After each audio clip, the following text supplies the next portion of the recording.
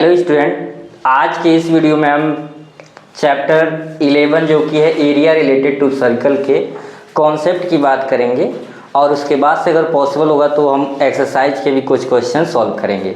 तो सबसे पहले जो इनाम लिखा है एरिया रिलेटेड टू सर्कल, उस चैप्टर के एक एक कॉन्सेप्ट को देखते हैं और फिर हम देखेंगे कि इसके क्वेश्चन कैसे अप्लाई होंगे। तो पूरे वीडियो को अंत तक देखें और ध्यान से देखें एक एक पॉइंट को।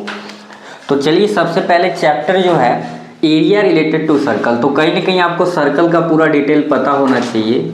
जैसा कि ये सर्कल है, सर्कल का डेफिनेशन आप लोग पढ़ते आ रहे हैं कि ये पॉइंट्स का एक ऐसा कलेक्शन होता है जो एक सर्टेन पॉइंट से फिक्स डिस्टेंस पे होता है, ठीक है। और ये जो सर्टेन पॉइंट होता है उसे हम क्या कहते हैं? सेंटर कहते हैं, ठीक है। बोल सकते हैं, कोई दिक्कत नहीं है। अब आप लोग बताएंगे ये जो पार्ट है यानी ये पूरा सर्कुलर जो पार्ट है उसे हम क्या कहते हैं? सरकमफ्रेंस। और दूसरा क्या नाम है? पेरीमीटर। चलिए, सरकमफ्रेंस या दूसरा नाम इसका है पेरीमीटर। नाम ये नहीं बोलेंगे, जैसे ये पूरा पार्ट सरकमफ्रेंस कहा जाता है और इसी के मेजरमेंट को हम पेरीमीटर कहते हैं। इसलिए यहाँ पे कॉन्सेप्ट क्या बना कि जो पूरा पार्ट है या तो सरकमफ्रेंस बोलेंगे या तो उसे क्या बोलेंगे? पेरीमीटर।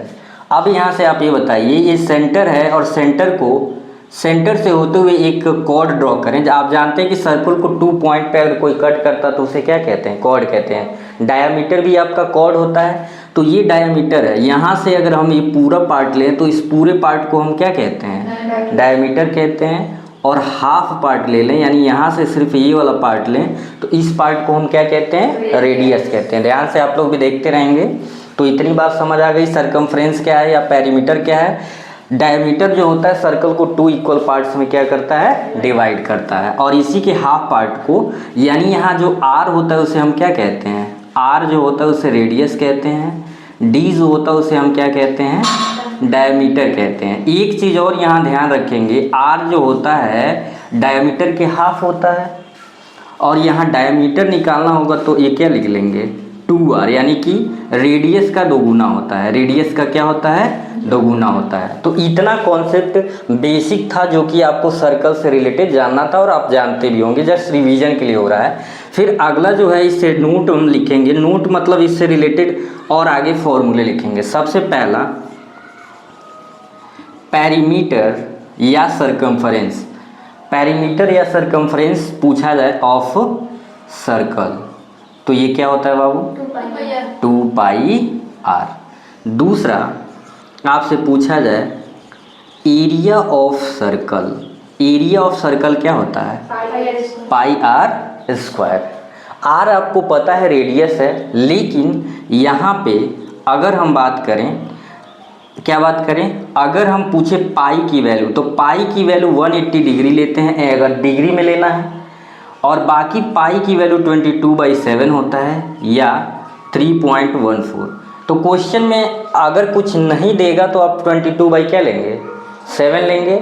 अगर दे रहा है कि 3.14 लेना है तो आपको ये यूज करना है। तो क्वेश्चन में देख लेंगे पाई अगर कुछ दिया है कि नहीं दिया है। तो इतना कॉन्सेप्ट है। तीसरा जो है, एक वर्ड आता है सम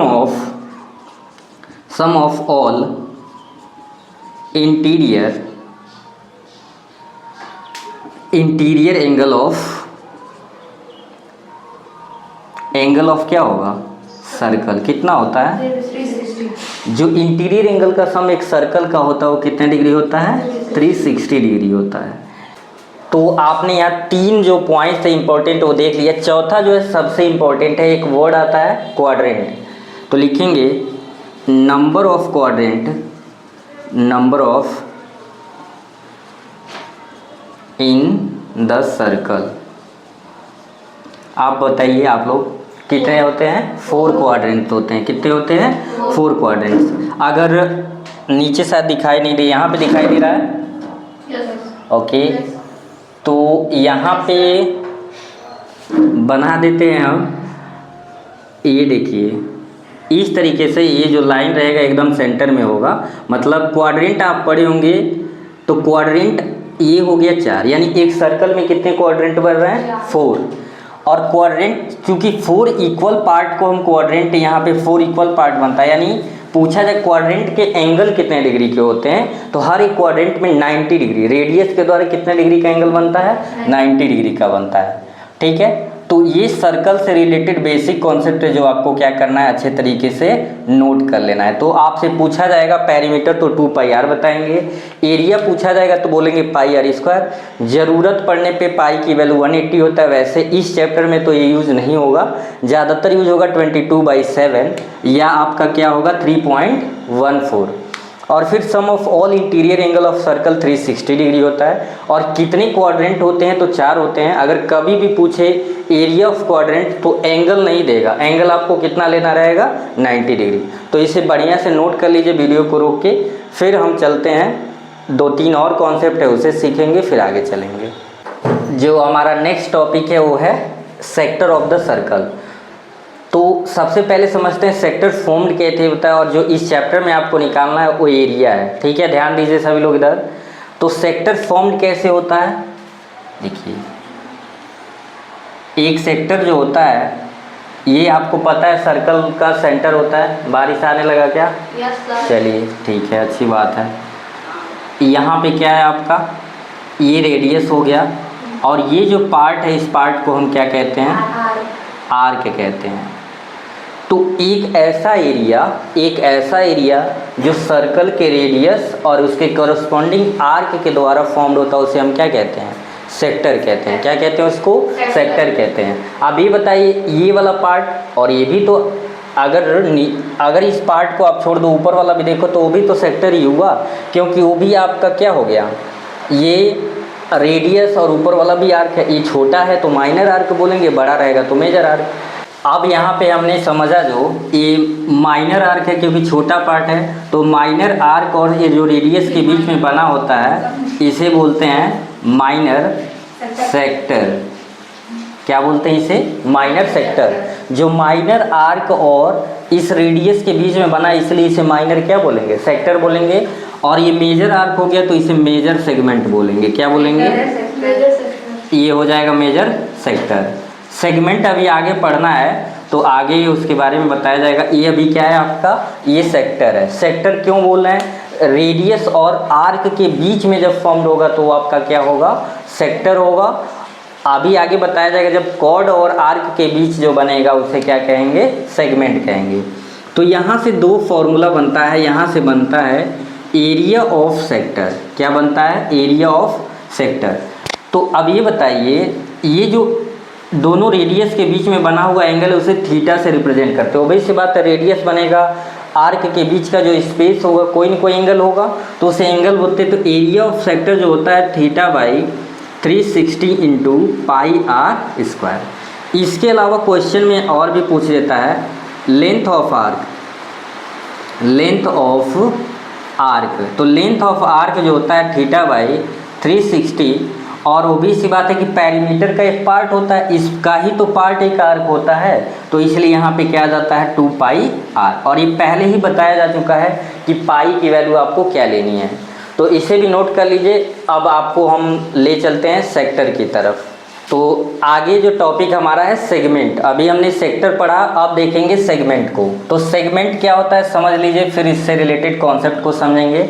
सेगमेंट जो होता है, सेगमेंट का मतलब होता है part of the circle. Basic सा कॉन्सेप्ट ये है, पार्ट ऑफ सर्कल। तो पार्ट ऑफ सर्कल कैसे बनेगा, कॉर्ड के द्वारा ही तो बनता है।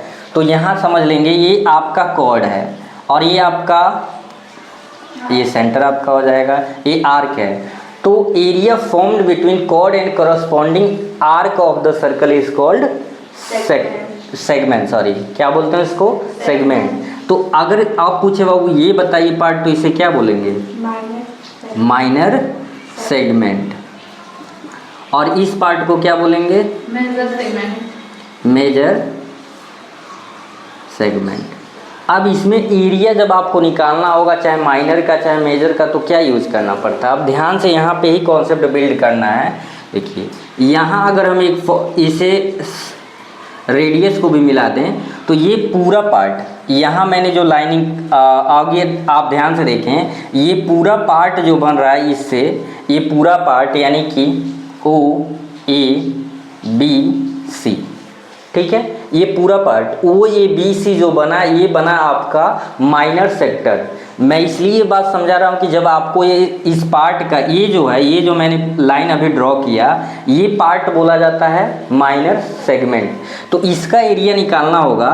अगर हम कहें एरिया ऑफ सेगमेंट,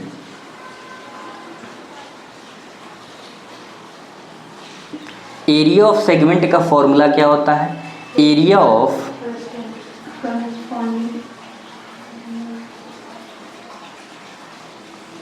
कोरस्पॉन्डिंग क्या होता है यहाँ पे? सेक्टर। यानी कि इस पूरे पार्ट का, इस पूरे सेक्टर का क्या निकालेंगे? एरिया निकालेंगे, ठीक है। और फिर माइनस का क्या कर देते हैं? एरिया ऑफ कोरस्पॉन्डिंग आपका क्या हो जाएगा यहाँ पे? ट्रायंगल। यानी इस पूरे पार्ट का एरिया में से हम एरिया ऑफ क्या सब्ट्रैक्ट कर देंगे? ट्रायंगल को सब्ट्रैक्ट कर देंगे। तो क्या फाइंड आउट हो जाएगा? हमें पता चल जाएगा कि ये जो लाइनिंग वाली पार्ट है, यानी कि इस सेगमेंट का एरिया निकल जाएगा। बात समझ आया? अगर आपसे पूछा जाए मेजर सेगमेंट का, तो एरिया ऑफ सर्कल निकाल के और ये सेक्टर जो निकाले हैं माइनर, उसको घटा देंगे तो मेजर सेगमेंट का आपको क्या निकल जाएगा? एरिया निकल जाएगा। तो लास्ट वाला जो टॉपिक मैंने अभी समझा रहा था, अगर आपसे मेजर सेगमेंट पूछा जाए तो क्या प्रोसेस है? एरिया ऑफ सर्कल निकाल के आपको उसमें से area of circle minus area of minor segment, क्योंकि ए वाला पार्ट तो निकाले होंगे, इसके ऊपर के पार्ट का एरिया पूछा जाए तो पूरे सर्कल में से एरिया निकाल लेंगे तो वो आपका मेजर सेगमेंट का एरिया निकल जाएगा। अब तो इसमें एंगल से रिलेटेड, क्लॉक में किस तरह से एंगल फॉर्म होता है उससे रिलेटेड एक कॉन्सेप्ट बताया, फिर हम लोग क्वेश्चन पे चलेंगे।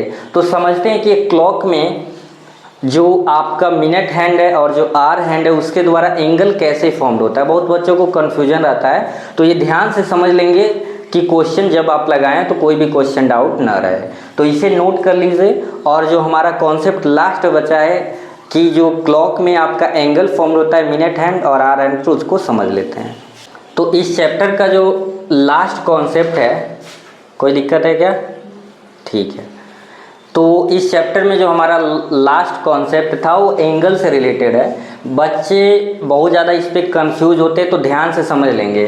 इसमें बेसिकली 3 होता है क्लॉक में हैंड, लेकिन हम नॉर्मली किसकी बात करते हैं? एक आर हैंड की बात करते हैं और किसकी बात करते हैं? मिनट की। आप लोग ये बोल सकते हैं, Yes, कोई दिक्कत वाली बात नहीं है। यहाँ देखिए, आप लोग बताएंगे angle formed by hour hand in 12 hour. 12 घंटे में एक आर के हैंड के द्वारा कितने डिग्री का एंगल बनता है? 360 डिग्री का। कहने का मतलब ये है, ये जो आपका मिनट हैंड है ये पूरा एक राउंड, यानी यहाँ 12 से चलना शुरू करे और फिर 12 पे आके समाप्त करे, यानी 12 बार तब तो पूरा हुआ। तो इस पूरे ड्यूरेशन में सर्कल है बना ना, घड़ी एक सर्कुलर होता है, तो कितने डिग्री का एंगल होता है? 360 डिग्री का। यानी कभी भी 12 घंटे में पूछा जाए कि आर हैंड के द्वारा कितने डिग्री का एंगल बना, तो आप क्या बोलोगे? 360। दिस इम्प्लाइज 1 आवर में पूछा जाए कितने डिग्री का एंगल बनेगा, तो आपको सिंपली करना क्या है? 12 से डिवाइड। 12 3 36। यानी याद बस आपको ये रख लेना है कि 1 घंटे में, यानी कि 1 आवर में मिनट हैंड के द्वारा कितने डिग्री का एंगल बनेगा? 30 डिग्री का। इसी तरह से सिमिलर दूसरा हम कह दें,